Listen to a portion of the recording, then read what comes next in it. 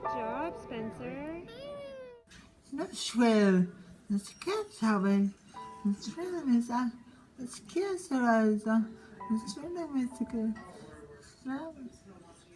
Let's get to my Are you excited about your new adventure? Yes, I will. Nice to meet you. Nice to meet you. Spencer Guthrie Cooper was born on July 2nd, 1994, in Billings, Montana. His brother Harrison, older by 2 years and 2 days, welcomed him with open arms.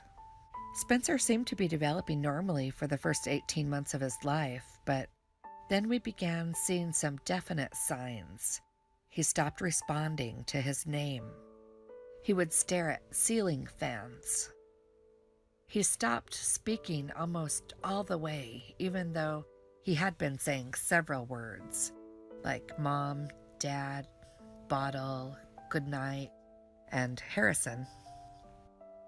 So it wasn't a complete surprise when a specialist diagnosed him with severe autism just before his second birthday. So, that's great. It's really awesome. It's cute. It's really awesome. Thank you. I'm really glad to hear that.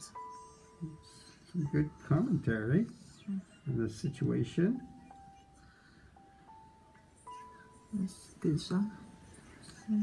Tomorrow we'll be at your new bedroom. It's cute. I worked with ice trying. Not to have a son.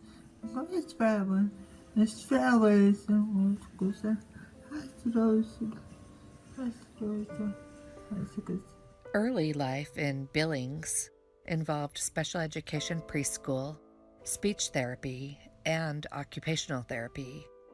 He was also placed on medications to help some of his more acute autistic tendencies. And then, when he was 6 years old, he developed a serious side effect called tardive dyskinesia from one of his medications, which caused him to have uncontrollable face, tongue, and arm movements. Once he was taken off this medication, he promptly regressed severely. We lost a lot of ground with all that he'd accomplished. His language went away again, and he had to leave the mainstream kindergarten class he was doing so well in. Are you a little worried? You look a little worried. But Mommy and Daddy are here to tell you it is going to be okay. In 2012, Spencer graduated from the Enterprise Learning Center. At the time, it felt like a great loss for him to be stripped of his routine, but we managed to get him enrolled in a day program a month after high school called Core Enterprises, where he attended daily and had a very successful 3 years until he suffered another serious setback. He lost his placement at Core because of a reduction in one of the sedating medications he was on.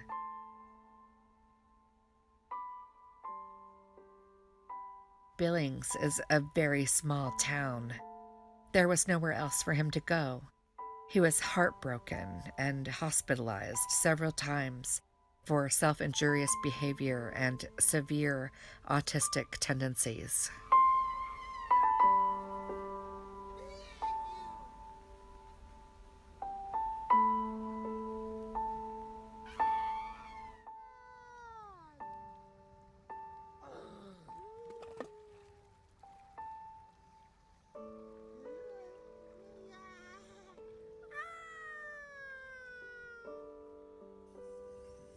It'll be wonderful.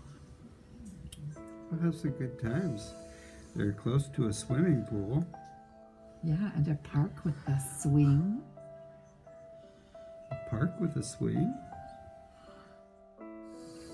Well, plus Mom and Dad's apartment is really close to there. You could come over and visit Giancarlo anytime.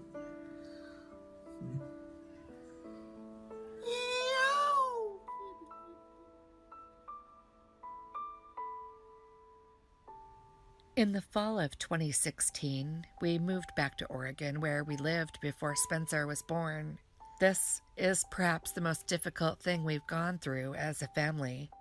Spencer was in crisis when we arrived. He was angry with us for everything he lost. We had our neighbors call the police about him screaming, sometimes for hours, and it became super clear that he needed to be placed in a group home. The first placement was a foster home in Sherwood. He didn't make it through the weekend. Then he was hospitalized for 10 days before coming back to our house in Milwaukee. For the next 6 weeks, we had in-home care for him from 7 a.m. till 11 p.m., although there were several occasions where we had to have multiple people help all through the night. It was a major crisis. The neighbors were still annoyed with us, but they did stop calling the police.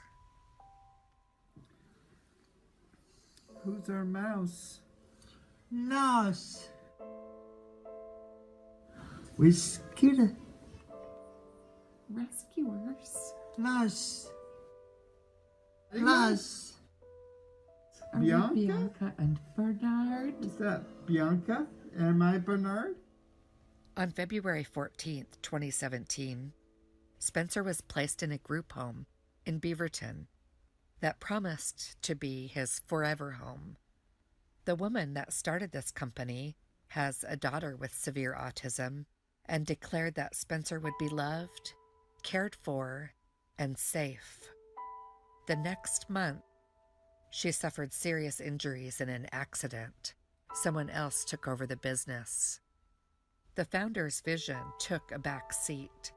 Care standards drifted downward, and if it weren't for a handful of caregivers, Spencer would have been in jeopardy.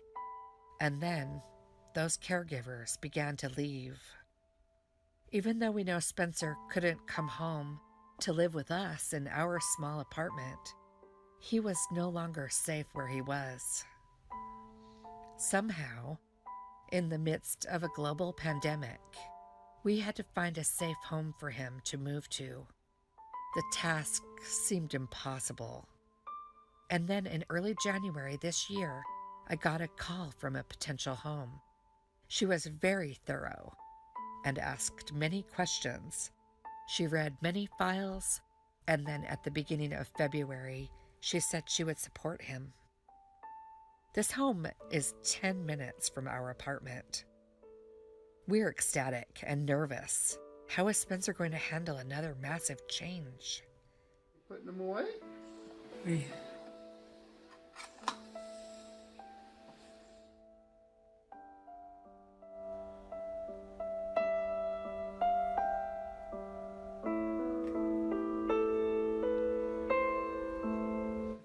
We are at Spencer's new room, and Daddy is helping organize some of his DVDs. Spencer's been in his new home for just over a week now. He's doing so well. You seem really happy and relaxed. Are you good? Do you want to tell me about it? Tell him.